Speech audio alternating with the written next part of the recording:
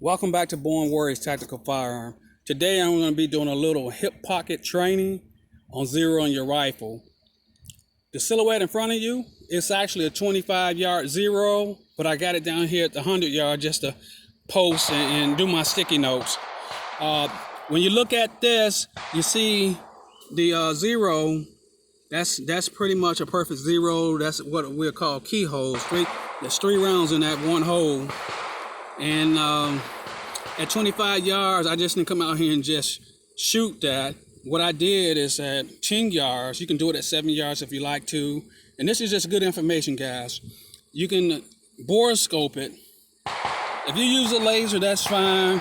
If not, when you borescope it, you're gonna go ahead and take everything out, your charging handle or your bolt action, and you're gonna look straight down that barrel at your sight.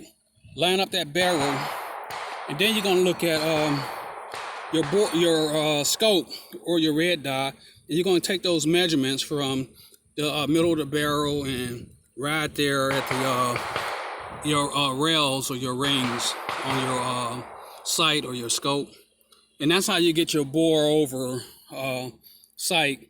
And so when you do that, what you're gonna do, like mine is 2 inches. That's probably about a little more than 2 from here. But ideally, 2 inches above, that's going to put me right where I need to be when I actually zero at 100 yards.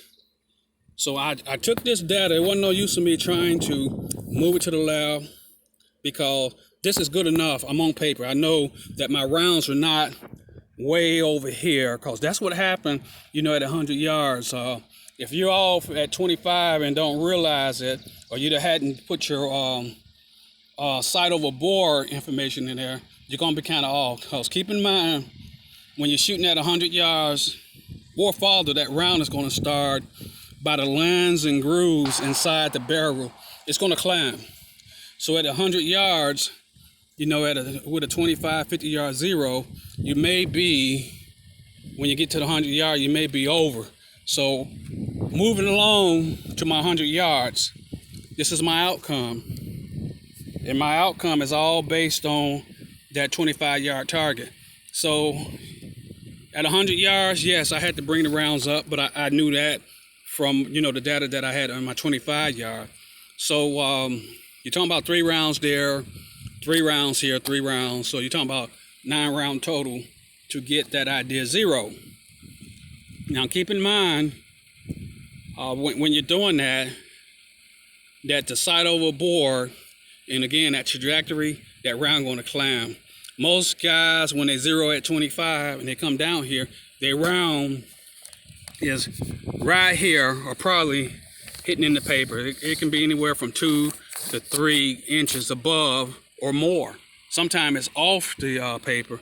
So when that happens, a lot of guys look at it that, oh, well, my sight is messed up. Or maybe my barrel is, messed up. There's something wrong with the firearm, but that's not the case in in most situations. It's just getting on paper first and making your life a little easier, and just remembering that that round is going to climb. The lands and grooves inside that barrel is designed just like when you throw a football, how it rises and it goes the distance. That's how that round is. In Murphy law, it's going to drop. So have an idea at yardage wise where the rounds are going to probably hit, or where you need to either hold, or with a lot of your MOAs or mills, you can move it around up and down so you don't really have to worry about it, because in your dope, all that stuff is pretty much set out for you when you put in the calculation as far as what type of zero you're using and what type of yardage you want to shoot. Windage and all that stuff have a factor in it. So what I'm going to do now, I'm going to go ahead and cut this off, and I'm going to see if I can tweak this just a little bit. And if not, I go ahead and put my zero stop on and go to the other targets and play around. If you're liking what you see, let's go ahead and subscribe, like, and share. Click on the buttons below, and we're all good to go. Until the next set of iteration that I do on the 0. This is going to be part 1, so look for part 2. Until the next time, I see you out on the range.